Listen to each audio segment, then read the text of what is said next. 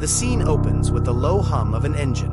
The camera pans across the night sky before descending onto a winding, deserted road. Tall trees on either side obscure the moonlight, making the darkness feel alive.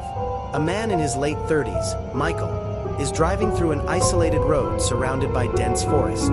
His fingers tap nervously on the steering wheel, his eyes darting between the road and his rearview mirror. Michael, muttering to himself, "I knew I shouldn't have taken this shortcut. Why did I listen to him?" The road stretches on, no end in sight, and the deeper he drives into the forest, the more his surroundings feel oppressive.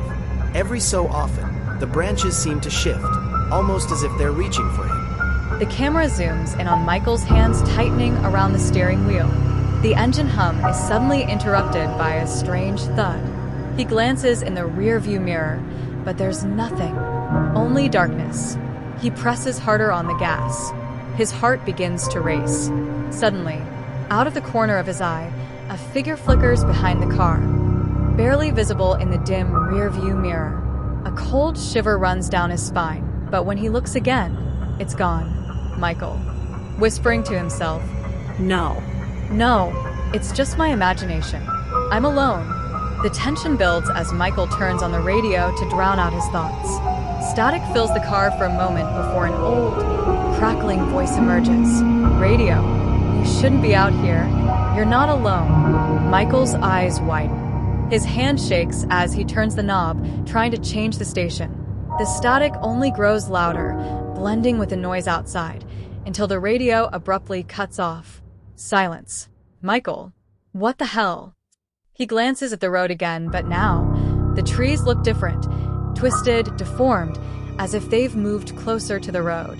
Michael's car jolts as he suddenly slams on the brakes. A figure darts across the road, too fast to be human. He gasps, his hands trembling on the wheel, but when he looks again, the road is empty. Michael, panting, What was that? His headlights flicker, casting dancing shadows across the trees. He stares ahead, heart pounding, trying to calm himself, but the forest is no longer silent. There's a faint rustling, a whisper carried by the wind. After a few moments of silence, Michael convinces himself it was all in his head. He starts the car again, but as he continues driving, something new emerges, whispering voices. They seem to drift from the trees surrounding the car. Voices, whispering, "Turn back. You're not alone." He grips the steering wheel tighter, his knuckles white. Sweat beads on his forehead as he tries to focus on the road, but the voices grow louder, filling the car, as if someone or something is speaking directly into his ear. Michael's gaze flicks to the rear-view mirror again. This time, there's no mistaking it. A figure is sitting in the back seat, its face obscured by darkness. His heart skips a beat as the figure leans forward, its breath fogging the back of his neck. Michael screaming, "Who are you?" But when he swerves to the side of the road and looks back, nothing. The back seat is empty again. He's shaking now, unable to explain what's happening, yet too terrified to stop driving. Determined to escape, Michael presses down on the gas pedal, his only goal now to reach the end of this road.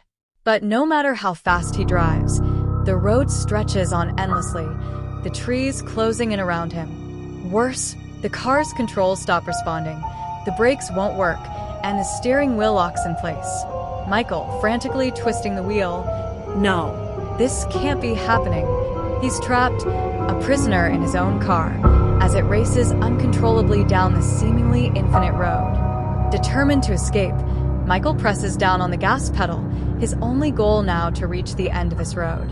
But no matter how fast he drives, the road stretches on endlessly, the trees closing in around him. Worse, the car's controls stop responding, the brakes won't work, and the steering wheel locks in place. Michael, frantically twisting the wheel, no, this can't be happening. He's trapped, a prisoner in his own car, as it races uncontrollably down the seemingly infinite road. Suddenly, the car jerks to a stop on its own. Michael is thrown forward, the seatbelt cutting into his chest. When he looks up, he sees it. The road ahead is blocked by something massive, something inhuman. It stands tall, obscured by shadows, but its glowing eyes pierce through the darkness, staring directly at him. Michael, whispering in fear, "Oh, God, what is that?" The figure tilts its head as if studying him and slowly begins to approach the car. Michael tries to reverse, but the car won't move. Panicking, he looks around only to realize the road is gone. The forest now surrounds the car completely, and the sky has turned a deep, unnatural red. He's no longer on any map, no longer on Earth. He's somewhere else, somewhere wrong. Michael, desperate, banging on the dashboard. No, no, no. This can't be real. The figure continues to approach, its eyes locking with his, a low, guttural growl filling the air. Michael knows there's no escape. The creature is at his window now, its face inches from the glass. Its mouth opens, revealing rows of sharp teeth. Michael closes his eyes, bracing for the inevitable, when suddenly, everything goes silent. The camera pulls away from the car, which now sits alone in the dark forest. The road is gone, and so is Michael. Voiceover, softly. Some roads you travel alone and never return. The screen fades to black, leaving only the haunting echo of the forest and the feeling that something or someone is still watching.